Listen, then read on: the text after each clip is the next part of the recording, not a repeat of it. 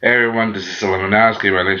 You are Samurai Jack Season 5, Episode 5, Anyway, let's get started. We get to see that Ku is about to be attacked by these three battalions.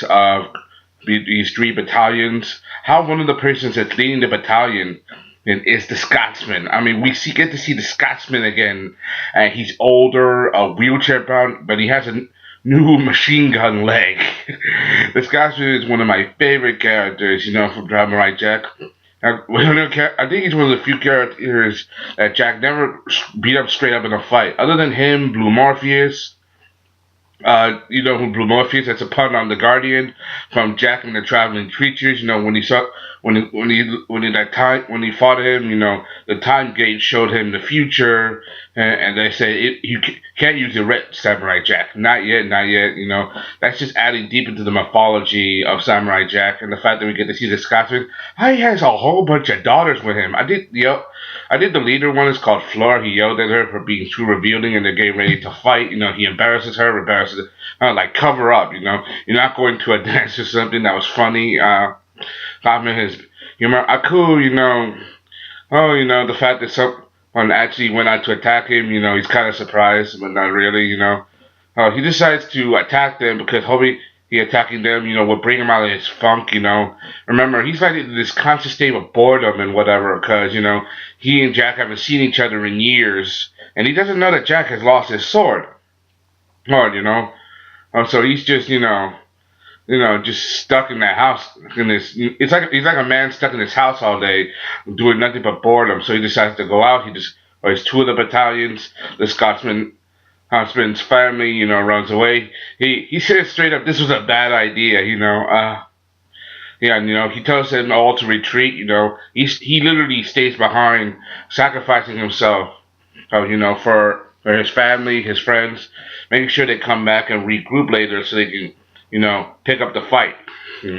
He stays behind. How he insults Aku, calling him coward and a baby. That's pretty funny. And calling him a baby, that's afraid of Jack. That the world is rising up against him. That Jack, inspires people. That people are no longer afraid of him. How he mocks him, saying that he's afraid of Jack, even calling him so far as a baby and a coward. Eventually, Aku has enough and finally kills him, much to my dislike, how they brings it back, his family witness it. I say, never forget him, they say, why did you have to mention the samurai, just kills him like that, just vaporize him, leaving him as nothing but ash, But how he comes back, kind of like a force ghost, like those Obi-Wan force ghosts, he comes back, as himself, he's adding his prime because of Celtic magic. Remember, he uses a magic sword, and Celtic magic. His sword may not be capable of killing Aku because of but he has magic, on his side. He's just not what you call. He's a pure warrior like Jack. He does wield a magic sword, who is badass. The fact that he's gonna come back as a ghost, that's pretty interesting. But I really wish they brought him back. Brought him back as more of a warrior front. He's old now. They couldn't fight, but the fact that they killed him right away and have him come back, I can't wait to see how he and Jack, interact. The fact that he's now a ghost, I really wish that they did. The fact that they brought the character back is really good, And from what I hear, it's just the first of many returns, From what I hear, and it's pretty, interesting the way they tried to put this in this direction. And the fact that the Scotsman has so many daughters, I see like a dozen of them, He and his wife, remember how OP his wife was? She was so scared she killed Celtic with her bare hands just because they called her fat, That's from Jack and the Scotsman Part 2, one of my favorite episodes, But enough about me babbling on. Later we get to see Ashi, and she's still with Jack on that island. Later at night, she sees the moon. How she sees the high priestess, telling her, "Hey, now's your chance to kill the samurai," but she refuses, saying how much of how weak and disappointed she was. Remember, Ashi right now is struggling. She's what you would call teeter-tottering on the point, because Jack has showed her that there's more to life, More than likely just killing and serving Aku, Well, she wants to find out the truth. Remember, she was denied something her whole life, and that is, that is the world. And the only world she does know is the way to kill Jack. So right now she's trying to learn what her true purpose into this world. And Jack may be the person that may be able to guide her on the way, but right now Jack is still a bit lost himself, especially with him dealing with his hallucinations, the pain that he is still grieving over that he's still dealing with. That's something. Anyway, it's a morning. She finds Jack, how he rides this, sea serpent thing. They go together. And eventually they go back to the mainland. Thanks the sea creature, for helping them get across. It's pretty interesting. How she asked him to tell her more about the truth, about what is the truth.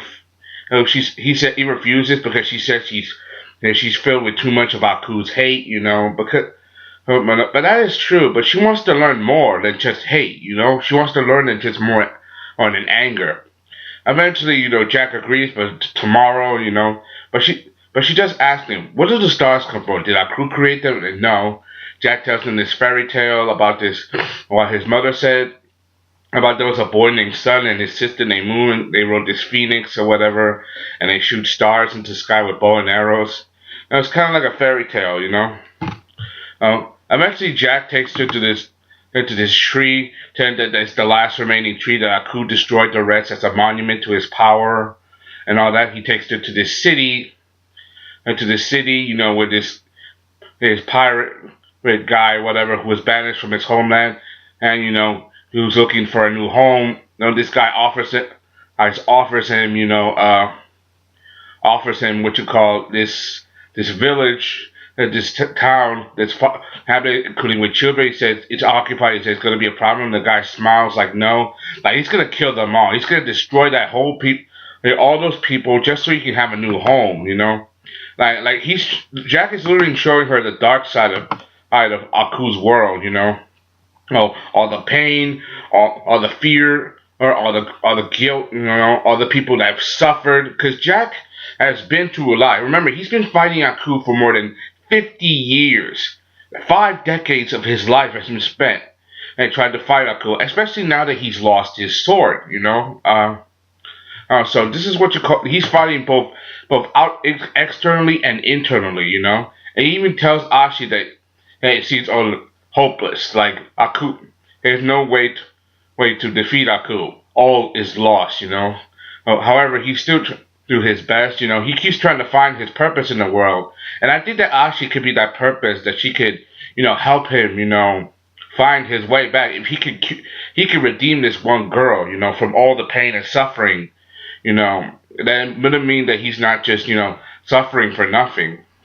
Because that's what I think, and that's what a lot of the fans think, their theories, videos, everything that's happening so far, One of the things I gotta note, though, is that Jack, when he was in town, how he stole these clothes and made him look like a pimp in a tracksuit. He kind of looked like Scaramouche. You know who Scaramouche is? Scaramouche, who's the merciless. He's that assassin that tried to kill Jack in the first episode of season 5. The one that's voiced by Tom Kennedy and played the flute and that sonic weapon thing.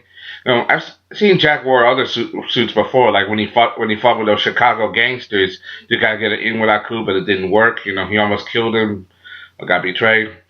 Eventually, they find this village with this blue-furred guy. He was attacked. How his whole village was raided. He survived, while all the children were taken away to this factory. They go into the factory. They try to save the children. How the children were brainwashed and used as living weapons. It's kind of like how Ashi and her family felt. When they were used by the high priestess. Brainwashed them. She even confronts the main guys. And how he tells them that children are so young and naive that can be easily be manipulated. That's a shot at Ashi too, because she went through the same thing. Now, Jack, even though these creatures are attacking him, there's just children who are brainwashed and are being used against him. That reminds me a little bit of, the hip hop Jack and the Rave, when he was fighting those zombie children who were mind controlled by music, when he fought against the DJ. You know, that was one of my favorite episodes of Samurai Jack. You know, Jack and the Rave. You know, that's way back when. You know, for Jack, you know, and even though he's endured all this pain, all this suffering, he still doesn't want to harm innocent people. He's always defended himself from creatures who wants to do him harm, but he's never wanted to take a life. You know. And we still don't know a lot what happened in the last 50 years. All we know that Jack lost his sword, he stopped aging, and he continued to move on and fight, like despite all of this. You know, one of the things that got to Jack was when when the weapon in the devices in their brains started to fail, you know, and all the kids started to fall to the floor. Jack thought he let them down. He thought he had failed to save them. Then that green horseman missed. You know, Trust and traditional samurai said it is time. You know, Jack, you know, says yes and goes with him. You know, Ashi, you know, she wants to check on the children. She finds out they're alive. You know, they didn't die. You know, they saved them. However, Jack is no longer can't be found. He went off on his own, leaving Ashi there to wonder what happened to him. Eventually, she will find Jack. She will get to him, and together they will be able to, you know, to stop this. You know, and hopefully she'll be able to stop him to what happens next. From what I hear, the next episode it's very good. You know, so many things that a lot of Samurai Jack fans will like. You know, that's something that our fans will enjoy. So many good moments for me. Yeah, can't wait to see it. Anyway, this all say. Hope you enjoyed. Thanks for watching. This is Alex gave my latest review on Samurai Jack season 5, episode 5. I'm out. See you guys next time.